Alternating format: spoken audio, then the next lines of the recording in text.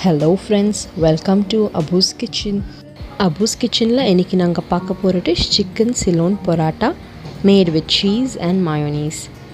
முதல்ல ஒரு பாத்திரத்தில் 3 கப் மைதா, 2 டீஸ்பூன் எண்ணெய், அதுக்கப்புறம் தேவையான அளவு உப்பு சேர்த்து ஒரு மென்மையான மாவை கலக்கி வச்சுக்கோங்க. நான் 1/2 கிலோ சிக்கன் பாயில் பண்ணி வச்சுருக்கேன். கொஞ்சம் உப்பு மஞ்சத்தூள் போட்டு சிக்கன் செதையை மட்டும்தான் யூஸ் பண்ணணும்.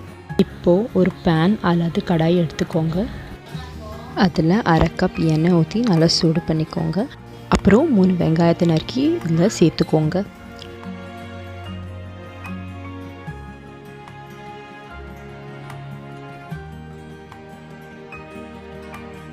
ரெண்டு நிமிஷத்துக்கு அப்புறம் 2 பச்சை மிளகாய் சேர்த்துக்கோங்க.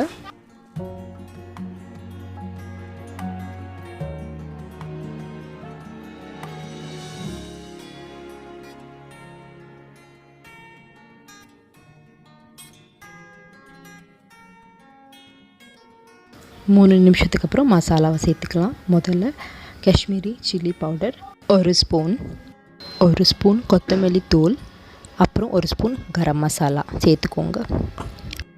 கடைசியில் 3 ஸ்பூன் இஞ்சி பூண்டு பேஸ்ட் சேர்த்துக்கோங்க.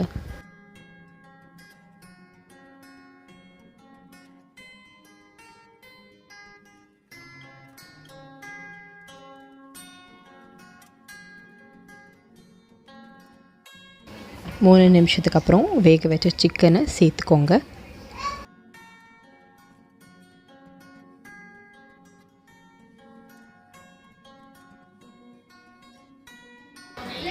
இதில் நாங்கள் தனியாக உப்பு போட போகிறதில்ல, ஏன்னா முதல்லையே நாங்கள் சிக்கன்லேயும் மாவுலேயும் உப்பு போட்டிருக்கோம்.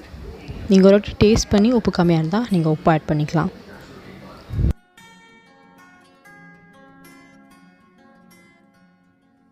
ஒரு நிமிஷத்துக்கு அப்புறம் கொத்தமல்லியை ஆட் பண்ணி நல்லா சேர்த்துக்கிட்டு நீங்கள் கேஸ் ஆஃப் பண்ணி மூடி வச்சிடலாம்.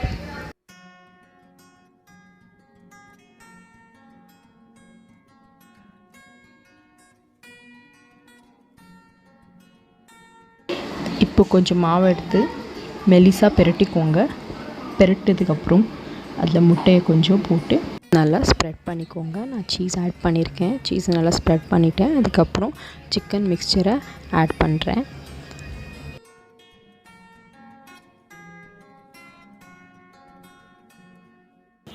சிக்கன் நல்லா ஸ்ப்ரெட் பண்ணிட்டு ஒரு பாக்ஸ் ஷேப்பில் பண்ணிவிட்டு இப்போது ஃபோல்டிங் பண்ணிக்கலாம்.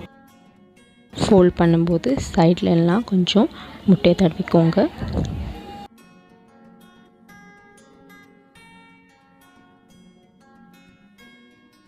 இந்த மாதிரி தான் எல்லா பரோட்டாவும் ஃபோல்ட் பண்ணோம். பரோட்டா ரெடி ஆகிடுச்சு. இப்போ நான் தோசை தவா எடுத்திருக்கேன். அதில் 1 ஸ்பூன் எண்ணெய் போட்டு நல்லா ஸ்ப்ரெட் பண்ணிவிட்டேன். தவா நல்லா சூடானதுக்கப்புறம் நாங்கள் எங்கள் பரோட்டாவை போட்டுடலாம். சிம்மில் வச்சு பரோட்டா செய்யுங்க. 1 நிமிஷம் வரைக்கும் ஒரு சைடு நல்லா குக் பண்ணிக்கோங்க.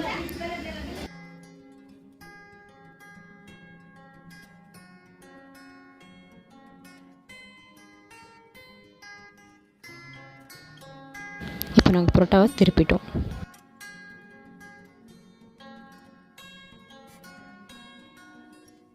எல்லாம் நல்லா குக் ஆகணும், அதனால ஒரு வாட்டி திருப்பி போட்டுக்கலாம். சைடில் எல்லாம் நல்லா ப்ரெஸ் பண்ணிகிட்டே இருங்க.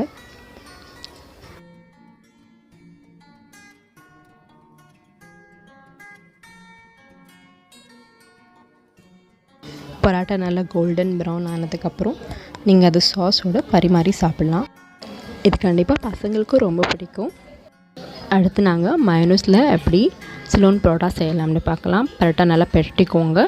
அதுக்கப்புறம் முட்டையை ஸ்ப்ரெட் பண்ணிக்கோங்க.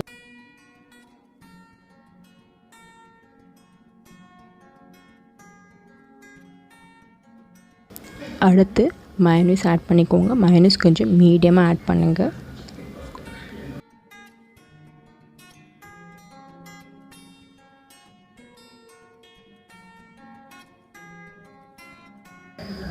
கடைசியில் சிக்கன் மிக்சரை ஆட் பண்ணிவிட்டு நல்லா ஸ்ப்ரெட் பண்ணிக்கோங்க பாக்ஸ் ஷேப்பில்.